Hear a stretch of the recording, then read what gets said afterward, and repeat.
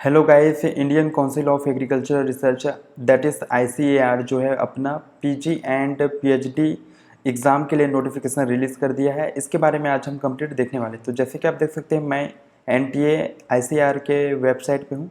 आप यहाँ पे देख सकते हैं public notice inviting online application for Indian council of agricultural research ICAR PG and PhD entrance examination 2025। ठीक है, जैसे ही आप इस पर क्लिक करेंगे तो आपके सामने एक PDF ओपन हो जाएगा। आप यहाँ पे देख सकते हैं पब्लिक नोटिस निकाला गया था 6 मई 2025 को। ठीक है, तो आप यहाँ पे देख सकते हैं online submission of application from through website. आप यहाँ पे देख सकते हैं 6 मई से स्टार्ट हो गए हैं एंड 5 जून तक रहने वाले हैं। ठीक है, अप टू 5 PM।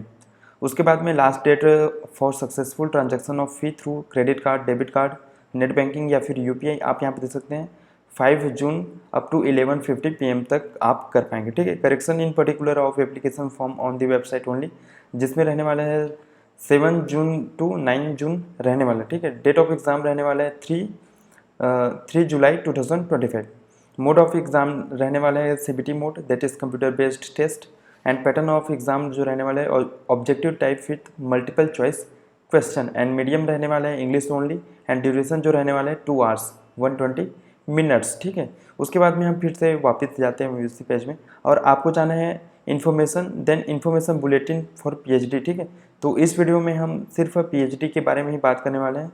तो आपको जाना है information, then information bulletin PhD 2025।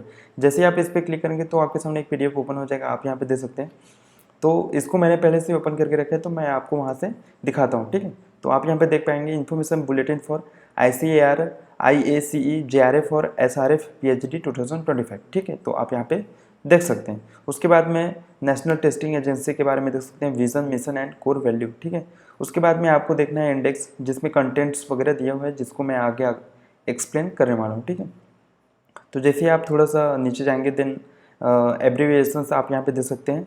ठीक, उसके बाद में important information and dates at a glance. ठीक है, तो fees detail and important dates. तो ऑनलाइन सबमिशन जो रहने वाला है 6 मई टू 5 जून रहने वाला है। ठीक है, उसके बाद में लास्ट पेमेंट करने का रहेगा 5 जून 11:50 PM तक रहने वाला है। फी पेएबल बाई कैंडिडेट, आप अगर जनरल एंड अनरिजर्व्ड कैटेगरी से हैं तो आपको 2000 रुपीज़ आपको देना होगा। ठीक है, अगर आप other backward class that is OBC, non creamy layer, UPS और EWS से बिलोंग करते हैं तो आपको 1955 आपको देना होगा। ठीक है, अगर आप ST SC PWBD and third gender से बिलोंग करते हैं तो आपको जो है वो 1025 रुपीज़ आपको देना होगा। ठीक है, processing charge and GST are to be paid by the candidate is applicable. ठीक है, अगर GST वगैरह है या फिर प्रोसेसिंग चार्ज है तो उसके अकॉर्डिंग ही आपको यहाँ पे फीस देना होगा। ठीक है, करेक्शन विंडो जो रहने वाला है वो 7 जून टू 9 जून रहने वाला है। तो इसके बीच में आपको अगर कोई गलती कर लेते हैं तो इसको आप करेक्ट कर सकते हैं इसके बीच में। ठीक है, downloading of admit card from NTA website, जो कि बाद में अनाउंस किया जाएगा। डेट ऑफ एग्जामिनेशन रहने वाले हैं 3 जुलाई 2025 रहने वाला है। ड्यूरेशन ऑफ एग्जाम रहने वाला है 120 मिनट्स। टाइमिंग ऑफ एग्जामिनेशन बाद में आपको एडमिट कार्ड में बताया जाएगा। ठीक है, centre date and shift of examination वो भी आपको बाद में एडमिट कार्ड के थ्रू बताया जाएगा। Display of attempted question paper and provisional answer की जो रहने वाला है वो भी आपको बाद में बताया जाएगा। वेबसाइट के लिए आप यहाँ पे देख सकते हैं 2 लिंक दिया है। ठीक है, जिस पे से आप क्लिक करके जंप कर जाएंगे। डिक्लेरेशन ऑफ रिजल्ट जो है वो NTA के वेबसाइट में बताया जाएगा, जो कि बाद में रहने वाला है। शेड्यूल फॉर ऑनलाइन काउंसलिंग जो रहने वाला है वो भी बाद में बताया जाएगा। ठीक है, declaration after the declaration of result. ठीक है, तो आप यहाँ पे देख सकते हैं सबसे पहले आपको इस वाले वेबसाइट में जाना है। देन उसके बाद में आप जो है ओनली ऑनलाइन मोड से ही आप यहाँ पे एप्लीकेशन फॉर्म सबमिट कर पाएंगे। ठीक है, only 1 application is to be submitted by candidate. ठीक है, अगर एक से ज़्यादा करते हैं तो वो रिजेक्ट होने के चांसेस है। इसके लिए आपके पास में एक valid email and valid mobile number रहना चाहिए। ठीक है, एप्लीकेशन फॉर्म भरते टाइम उसका यूज़ किया जाएगा और आपको ईमेल या फिर SMS के थ्रू ही आपसे कॉन्टैक्ट या फिर इंफॉर्मेशन या फिर कम्युनिकेशन किया जाएगा बाय द NTA। ठीक है, उसके बाद में 3 स्टेप्स हैं इसमें ऑनलाइन एप्लीकेशन भरने के लिए। सबसे पहले स्टेप 1 है apply for online registration using unique email ID and mobile number से आपको रजिस्ट्रेशन करना है। उसके बाद में आपको फिल करना है एप्लीकेशन ऑनलाइन फॉर्म। ठीक है, उसके बाद में आपको कुछ डॉक्यूमेंट्स अपलोड भी करने पड़ सकते हैं, जिसमें कौन सा डॉक्यूमेंट कितने KB का रहना चाहिए वो यहाँ पे मेंशन किया गया है। ठीक है, स्टेप 3 में रहने वाला है आपका फीस पेमेंट रहने वाला है। देन आपका जो है एप्लीकेशन फॉर्म सबमिट हो जाएगा। ठीक है, उसके बाद में अगर हम थोड़ा सा नीचे जाएंगे तो आप यहाँ पे देख सकते हैं इंट्रोडक्शन। ठीक है, एनटीए के बारे में और भी जानना है या फिर आईसीएआर के बारे में जानना है तो आप यहाँ पे रीड कर सकते हैं। ठीक है, उसके बाद में अगर जनरल इन्फॉर्मेशन की बात करें तो subject for ICAR, JRF and SRF, PhD. ठीक है, तो ये जो है वो आगे मैं बताने वाला हूँ, टेबल वगैरह में भी दिया हुआ है। ठीक है, university wise and subject wise number of seats available for admission जो है वो एनेक्सर इसमें दिया हुआ है। ठीक है, जिसको हम बाद में देखने वाले हैं। ठीक है, ये शेड्यूल जो है वो मैं पहले से ही आपको बता दिया हूँ। ठीक है, स्कीम ऑफ एग्जामिनेशन रहने वाला है। ठीक है, सीबीटी मोड में आपका एग्जामिनेशन रहने वाला है। Mode of examination duration 2 hours का रहने वाला है। नंबर ऑफ क्वेश्चन इसमें 120 पूछे जाएंगे, जिसमें 20 + 50 के रेशियो में रहने वाला है। ठीक है, 20 + 50 + 50 क्वेश्चन रहने वाले हैं। ठीक है, 20 क्वेश्चन रहने वाले पार्ट ए से, जिसमें general knowledge and reasoning ability देखा जाएगा आपका। उसके बाद में रहने वाले 50 क्वेश्चन जो कि पार्ट बी से रहने वाला है। कोर ग्रुप रहने वाला है, इसके लिए आपको टेबल 1 रेफर करना है। ठीक है, containing the specialisation subject opted by the candidate for PhD. ठीक है, जिसमें आप पीएचडी करना चाहते हो उसमें आपको ऑप्ट करना रहेगा। ठीक है, पार्ट सी रहने वाला specialisation subject opted by the candidate for PhD, तो यहाँ पे आप देख सकते हैं पार्ट सी भी दिया हुआ है। टाइप ऑफ क्वेश्चन की अगर बात करें तो multiple choice question with 4 options रहने वाले हैं। मैक्सिमम मार्क्स रहने वाले 480, जिसमें 1 क्वेश्चन जो है 4 मार्क्स कैरी करने वाले हैं एंड 1 निगेटिव मार्किंग रखा हुआ है। ठीक है, -1 निगेटिव मार्किंग रखा हुआ है, और कोई भी अटेम्प्ट नहीं करे कोई तो उसके लिए आपको 0 नंबर अवार्ड किया जाएगा। ठीक है, मीडियम ऑफ क्वेश्चन पेपर रहने वाला है इंग्लिश ओनली। ठीक है, सबसेट और सेक्शन ए में आपका 20 एमसीक्यू रहने वाला है, जिसमें सारे जो सब्जेक्ट्स हैं, जैसे कि यहाँ पे मेंशन 72 सब्जेक्ट्स, उन सभी के लिए ये कॉमन रहने वाला है। ठीक है, जिसमें आपका जनरल नॉलेज रहने वाला है, और उसके बाद में यहाँ पे रहने वाला है रीजनिंग एबिलिटी वगैरह है, वो भी यहाँ पे रहने वाला है। ठीक है, उसके बाद में सब्जेक्ट सेक्शन बी रहने वाला है 50 क्वेश्चन, जिसमें आपको कोर ग्रुप रहने वाला है, जिसमें से टेबल 1 में दिया है, इसमें से आपको चूज करना रहेगा। तो आप यहाँ पे देख सकते हैं core group for section B of JRF and SRF PhD examination. ठीक है, तो आप यहाँ पे देख सकते हैं core group and subjects for examination, तो इसमें से आपको क्वेश्चन पूछने वाले हैं। अगर कोर ग्रुप आप जो भी सेलेक्ट किया होगा, इसमें कोड नंबर भी दिया है 1 2 3 करके, तो मेरे हिसाब से जो ज़्यादा लाइफ साइंस के लिए ईजी रहने वाला है वो क्रॉप साइंस 3 रहने वाला है, जिसमें biochemistry, plant physiology, molecular biology and biotechnology and microbiology रहने वाले हैं। लेकिन अगर आपका लाइफ साइंस नहीं है, अगर आपका कोई भी एग्रीकल्चरल सब्जेक्ट्स हैं, तो आप जो है अपने अकॉर्डिंगली इसको आप चूज़ कर पाएंगे। ठीक है, तो यहाँ पे बहुत सारा लिस्ट वगैरह दिया हुआ है, आप यहाँ पे देख सकते हैं, इसको आप रीड कर सकते हैं। ठीक है, सिलेबस फॉर द टेस्ट। ठीक है, ये जो है यहाँ पे लिंक दिया हुआ है, इस पर आप जैसे क्लिक करेंगे तो आपके सामने ये वाला पेज ओपन हो जाएगा। ठीक है, आप यहाँ पे देख सकते हैं, अगर पीजी के लिए चाहिए तो आप यहाँ पे क्लिक करें एंड सिलेबस फॉर जेआरएफ, ठीक है, एसआरएफ, इस पर आप जैसे क्लिक करेंगे तो आपके सामने एक पीडीएफ ओपन हो जाएगा। यहाँ पे देख सकते हैं जेनेटिक्स एंड प्लांट ब्रीडिंग, इनके लिए जो सिलेबस रहने वाला है वो यहाँ पे आप देख सकते हैं। उसके बाद में है सेट साइंस एंड टेक्नोलॉजी, तो ऐसे ही करके बहुत सारा यहाँ पे दिया हुआ है। ठीक है, जिसको आप चूज़ करेंगे उसके हिसाब से यहाँ पे आपको पढ़ना है। ठीक है, तो ये जो पीडीएफ है आपको टेलीग्राम ग्रुप से मिल जाएगा, तो आप वहाँ से एक्सेस कर पाएंगे। ठीक है, condition for award of ICAR, JRF और एसआरएफ फॉर पीएचडी प्रोग्राम। ठीक है, तो आप यहाँ पे देख सकते हैं जो एयू रहने वाले हैं। ठीक है, एयू मतलब एग्रीकल्चरल रिसर्च यूनिवर्सिटी या फिर एसयू।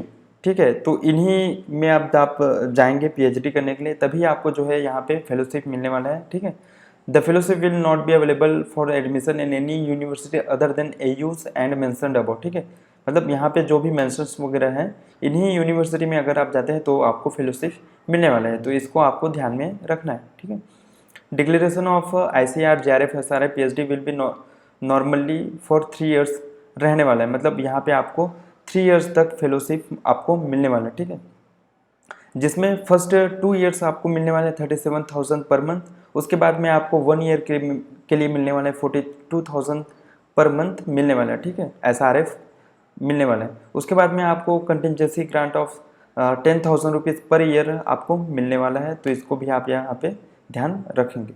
ठीक है, उसके बाद में यहाँ पे रिजर्वेशन भी रखा गया है। ठीक है,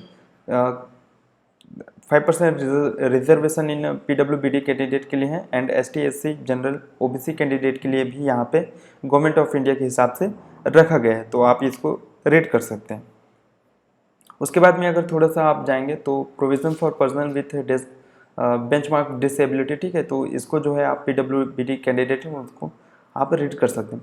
एलिजिबिलिटी क्राइटेरिया एंड क्वालिफिकेशंस के अगर हम बात करें तो आप यहाँ पे दे सकते हैं, अगर आप जो है वो कोई भी इंडियन नेशनल्स हैं, ठीक है, और आपने पास कर लिया है master's degree programme with minimum of overall grade point, ठीक है, overall grade point OGPA in the table shown, ठीक है, तो आप इसमें एलिजिबल हैं, मतलब यहाँ पे टेबल दिया हुआ है, ठीक है। तो general OBC and EWS candidate के लिए 10 पॉइंट स्केल में अगर आपका है, ठीक है, मार्क्स वगैरह, तो OGPA के हिसाब से आपके पास में 6.5 रहना चाहिए। ST SC PWD and third gender के लिए 5.50 रखा गया है ऑन अ स्केल ऑफ 10।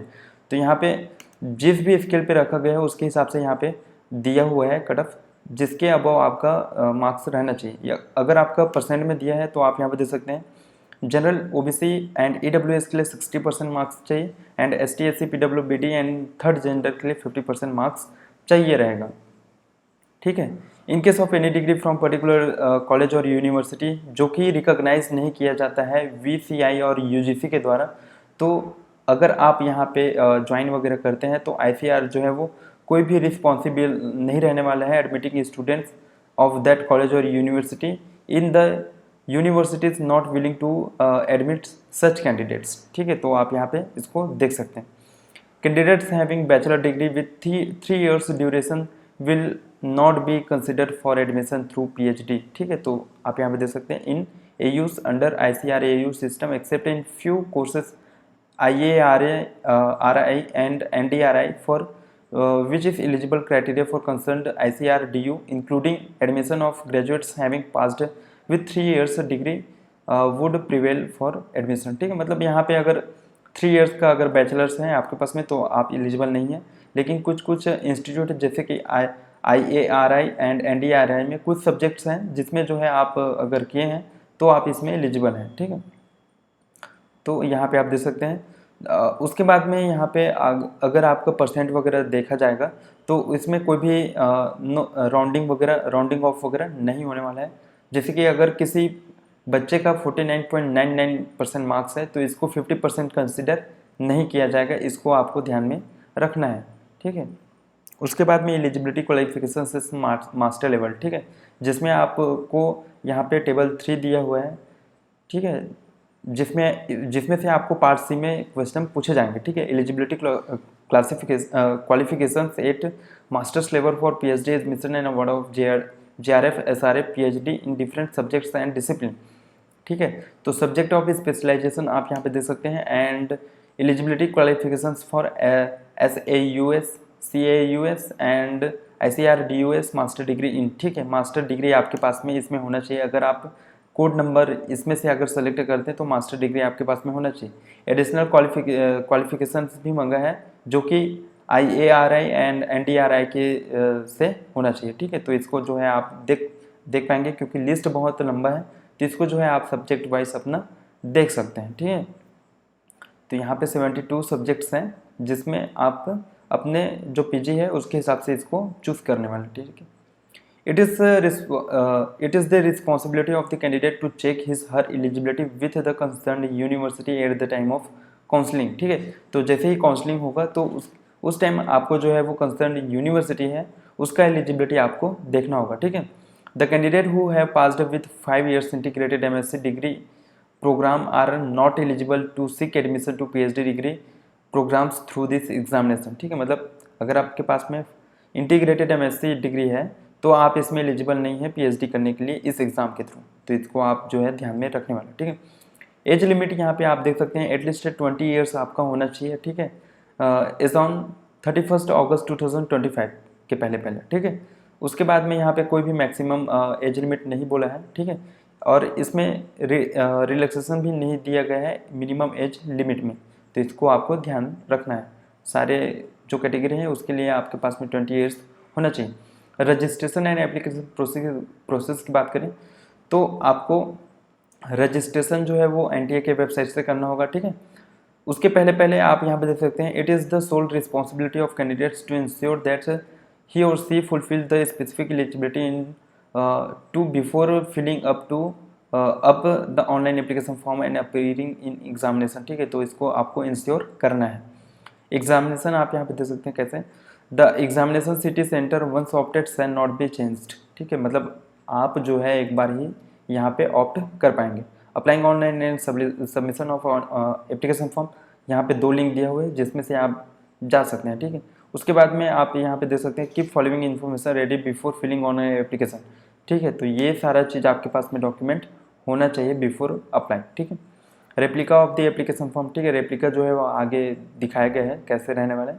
ठीक है, 3 स्टेप्स जो रहने वाले हैं वो मैं आपको पहले से ही डिस्कस कर दी हूँ, तो आप इसको देख सकते हैं। एप्लीकेशन फ़ी वगैरह भी मैं पहले ही बता चुका हूँ। मेथड्स ऑफ फ़ी पेमेंट रहने वाले हैं थ्रू या फिर डेबिट कार्ड या क्रेडिट कार्ड से कर पाएंगे या फिर नेट बैंकिंग या फिर यूपीआई से, तो इसको आप ध्यान में रख सकते हैं। उसके बाद में कंडक्ट ऑफ द एग्जामिनेशन। ठीक है, तो इसको आप थोड़ा सा रीड कर सकते हैं। Prohibited materials. ठीक है, एग्ज़ाम हॉल में जाएंगे तो कौन कौन सा चीज़ आप यहाँ पे नहीं लेके जा सकते, जैसे कि कैलकुलेटर, कैमरा, टैप रिकॉर्डर। ठीक है, कोई भी, तो इस चीज़ को आप देख सकते हैं। अनफेयर मीन्स आप कोई भी चीज़ नहीं करना है। Procedure of declaration of results. ठीक है, तो सबसे पहले जैसे एग्ज़ाम होगा तो उसके बाद में आपका question paper and provisional answer की फॉर चैलेंज वो डिस्प्ले होगा एनटीए के वेबसाइट में, आप यहाँ पे देख सकते हैं। उसके बाद में आपको लगता है कि ये क्वेश्चन चैलेंज किया जा सकता है तो इसको आप चैलेंज करेंगे। देन उसके बाद में फाइनल जो आंसर की है वो रिलीज़ किया जाएगा एनटीए के द्वारा। ठीक है, NTA process the error and scoring related exception handling. उसके बाद आप यहाँ पे देख सकते हैं percentile score and normalisation process कैसा किया जाता है उसको आप जो है वो रीड कर सकते हैं, यहाँ पे बहुत सारा दिया हुआ है। ठीक है, डिक्लेरेशन ऑफ रिजल्ट्स। ठीक है, ओवरऑल मेरिट लिस्ट है, रैंक लिस्ट जो है वो प्रिपेयर किया जाएगा आईसीआर सेपरेटली। ठीक है, फॉर एवरी मेजर सब्जेक्ट्स। ठीक है, तो सभी सब्जेक्ट्स के लिए अलग अलग जो है वो रैंक लिस्ट दिया जाएगा, जो कि यहाँ पे आप देख सकते हैं कुछ कुछ पॉइंट्स है जिसके अकॉर्डिंग रहने वाला है। ठीक है, the candidate scoring less negative marks will be rated higher in rank. ठीक है, मतलब मेरिट, मतलब अगर आप लेस निगेटिव मार्क्स वगैरह लाते हैं तो आपका जो है वो मेरिट में हाई नंबर रहने वाला है। ठीक है, उसके बाद में the candidate higher in age would be rated higher in merit. अगर आपका एज वगैरह ज़्यादा है तो आपको मेरिट में ज़्यादा प्रेफरेंस दिया जाएगा। ठीक है, the candidate with higher score in bachelors or UG examination will be treated higher merit. ठीक है, यहाँ पे आपका यूजी वगैरह भी देखा जा रहा है। ठीक है, तो इसको आपको ध्यान में रखना है। No rechecking and re evolution रहने वाला। ठीक है, काउंसलिंग आप यहाँ पे देख सकते हैं। मिसलेनियस प्रोविजंस, इसको आप रीड कर सकते हैं। उसके बाद में आप यहाँ पे देख सकते हैं list of cities for examination centre for IACE JRF SRF PhD। ठीक है, एंड एग्जैक्ट 1 में दिया हुआ है। तो यहाँ पे आप देख सकते हैं serial number 1 state and city और सिटी कोड आप यहाँ पे देख पाएंगे। तो यहाँ पे टोटल जो है वो 89 सिटीज़ यहाँ पे दिया हुआ है। ठीक है, एग्जामिनेशन के लिए, तो एक बहुत ही अच्छी बात है। लगभग सारे स्टेट यहाँ पे आ गए हैं। Domicile state and UTS code आप यहाँ पे देख पाएंगे। उसके बाद में stream in post graduate degree, यहाँ पे कोड वगैरह दिया हुआ है तो इसको आपको ध्यान में रखना है। कॉलेज ऑफ पोस्ट ग्रेजुएशन आप यहाँ पे देख सकते हैं कौन कौन सा रहने वाला है, जो कि आपको फिल करना होगा, required to fill in online application. ठीक है, तो इसको आप देख सकते हैं। कोड नंबर आपको याद कर लेना है जो भी आप सब्जेक्ट्स के हैं उसके अकॉर्डिंगली। ठीक है, उसके बाद में फीस वगैरह रहने वाला है। अगर हेल्पलाइन वगैरह दिया हुआ है, अगर पेमेंट वगैरह करते हैं तो उसके रिगार्डिंग अगर कोई भी प्रॉब्लम होता है तो आप यहाँ पे देख सकते हैं। मेल एंड कॉन्टैक्ट नंबर भी दिया हुआ है। ठीक है, यहाँ पे आप देख सकते हैं रेप्लिका आपको कैसे फॉर्म भरना है। ठीक है, उसके बाद में ये रेप्लिका है उसको आप देख सकते हैं। उसके बाद में इम्पोर्टेंट चीज़ यहाँ पे दिया हुआ है। ठीक है, जिसको मैं आपको दिखाने वाला हूँ। ठीक है, आप यहाँ पे देख सकते हैं list of SAUS DUS CAUS CUS from where graduated और पोस्ट ग्रेजुएटेड। ठीक है, तो आप यहाँ पे देख सकते हैं कहाँ से आप स्टेट एग्रीकल्चरल यूनिवर्सिटी से कोड नेम एंड कोड वगैरह दिया हुआ है, तो इसको आप जो है वो देख पाएंगे अच्छे से। उसके बाद में indicative of tentative list of university for admission doctoral degree आप यहाँ पे देख सकते हैं कौन कौन से रहने वाला है। ठीक है, इसको आप गो थ्रू कर सकते हैं। उसके बाद में एक इम्पॉर्टेंट चीज़ और है लास्ट में, जिसको मैं आगे, हाँ यहाँ पे आप देख सकते हैं tentative subjects and university wise seat for ICAR JRF SRF 2025-26। ठीक है, तो यहाँ पे आपका कोर्स रहने वाला है, यहाँ पे आपका यूनिवर्सिटी रहने वाला है, यहाँ पे आपका टोटल सीट्स देखने को मिलेगा, एंड EWS के लिए यहाँ पे अलग से कॉलम बना के रखा हुआ है। तो अगर आप जेनेटिक्स एंड प्लांट ब्रीडिंग से करना चाहते हैं तो आप यहाँ पे देख सकते हैं लिस्ट ऑफ यूनिवर्सिटीज़ जो कि आपको यहाँ पे इस कोर्स से रिलेटेड आपको यहाँ पे PhD करने को मिलेगा, और यहाँ पे सीट्स वगैरह भी मेंशन्ड है। ठीक है, तो इसको जो है आप गो थ्रू कर सकते हैं, क्योंकि लिस्ट इतना बड़ा है तो ये जो है बताना सही नहीं रहेगा अभी सारा चीज़। ठीक है, उसके बाद में आपका कोई भी क्वेरी वगैरह रहता है तो यहाँ पे आप देख सकते हैं कॉन्टैक्ट वगैरह दिया हुआ है नंबर। ठीक है, हेल्प डेस्क, या फिर आप मेल भी कर सकते हैं इस पर। ठीक है, आप यहाँ पे देख सकते हैं। उसके बाद में अब आपको जाना है सेम पेज में। उसके बाद में आप यहाँ पे देख सकते हैं ICAR JRF SRF click here to register. ठीक है, तो जैसे ही आप इस पर क्लिक करेंगे तो आपके सामने एक पेज ओपन हो जाएगा। ठीक है, जहाँ पे आप जो है रजिस्ट्रेशन करना है, आपका नाम, देन ईमेल आईडी, पासवर्ड वगैरह जनरेट करने रहेगा। देन आपका यहाँ पे आप यहाँ पे देख सकते हैं सबसे पहले आपको add new candidate for register here. ठीक है, जैसे आप इस पर क्लिक करेंगे तो आप यहाँ पे देख सकते हैं आपका ऐसा कुछ इंटरफेस रहने वाला है। सबसे पहले आपको यहाँ पे टिक करना है, उसके बाद में क्लिक हियर टू प्रोसीड। उसके बाद में यहाँ पे आप किसके थ्रू आप यहाँ पे रजिस्टर करना चाहते हैं, आधार कार्ड से करना चाहते हैं तो इस पर करना है आधार कार्ड। देन जनरेट OTP, आपका रजिस्टर्ड मोबाइल नंबर है उसमें OTP जाएगा। देन आप आगे का प्रोसेस यहाँ से कर पाएंगे। तो यही थी गाइस ICAR JRF के लिए या फिर SRF के लिए नोटिफिकेशन रिलीज़ किया है, एग्जामिनेशन कंडक्ट होना है। तो इसके रिगार्डिंग आज इन्फॉर्मेशन पूरा देखें। तो थैंक यू गाइस।